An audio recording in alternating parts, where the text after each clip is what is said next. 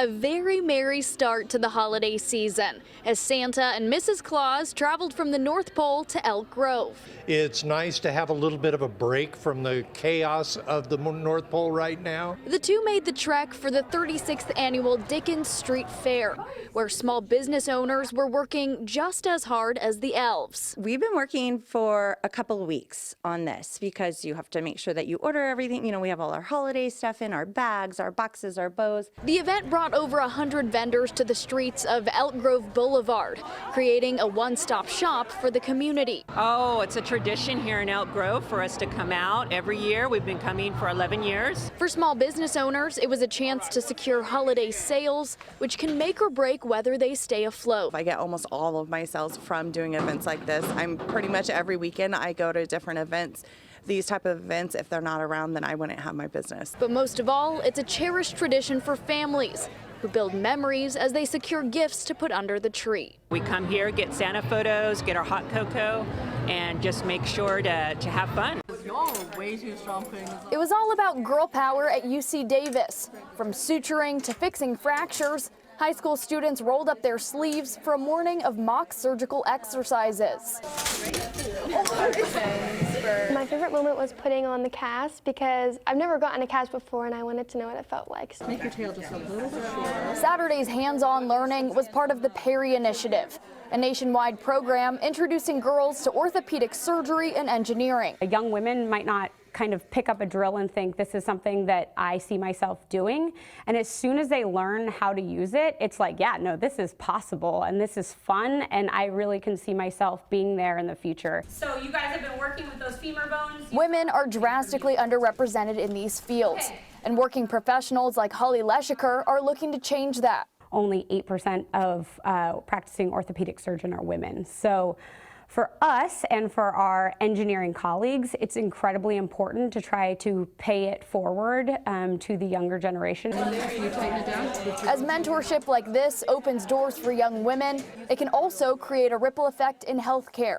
When we have underrepresented groups in medicine, those patient populations suffer. So we want a diverse population of practitioners in pediatrics and medicine, in orthopedic surgery, everywhere so that everyone gets the best care. Storefront window at World's Best Comics and Toys shattered following a break-in Thursday night.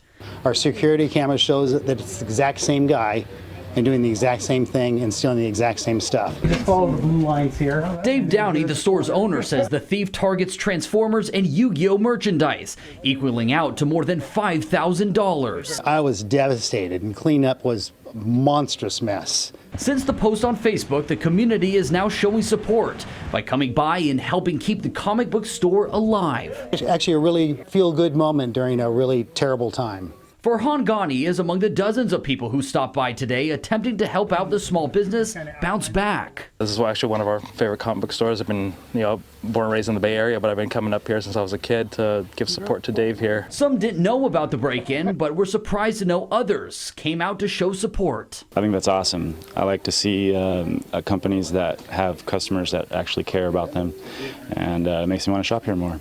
Customers line out the door to show support during a terrible time, hoping World's Best Comics and Toys will bounce back.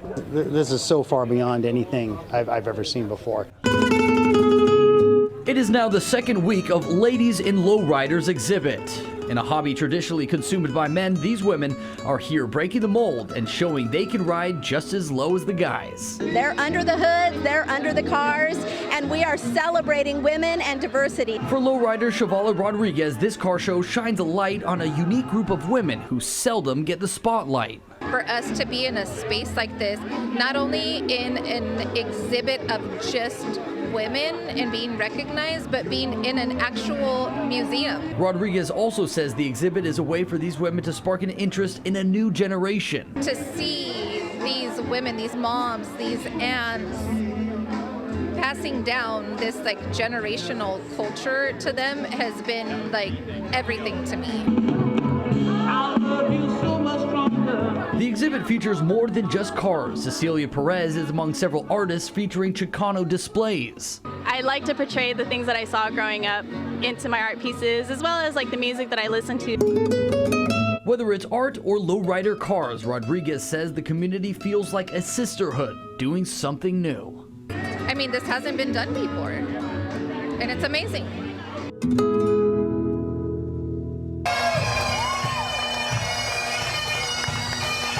An annual tradition promising a day filled with excitement and a lot of charm.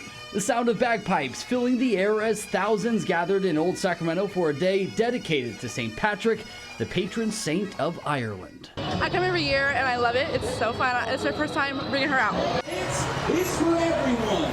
In addition to the parade, the event featured traditional Irish dancers, firefighter bagpipes and drums, and much more. I like watching like the cheerleaders. It's fun. And I like the firefighters when they do like the woo, like, you know, the sirens. This couple came down with their baby to get a full Irish experience, absorbing new culture, all while under the backdrop of low 70-degree temperatures. It was a good day, nice weather. We wanted to be a part of the culture and enjoy some cold beers. The event aims to draw people from across the region to celebrate the holiday in Old Sacramento, giving a boost to local business and kicking off the spring season. I'm hoping that people are encouraged to come out and spend some time with us in downtown. The businesses here can benefit from the amount of people that we pull in.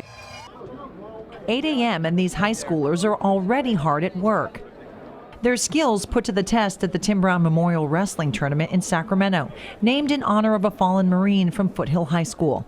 The military is a big supporter of the tournament and the athletes competing there, especially the Army, says Director Michael Lohman. They help us set up the mats.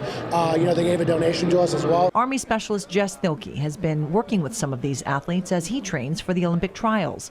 He is part of the WCAP team, or World Class Athlete Program. This is his 4th year. We have 10 Olympic sports, and basically, by being an Olympian and a world team member before, I knew I qualified, so I got recruited in to join.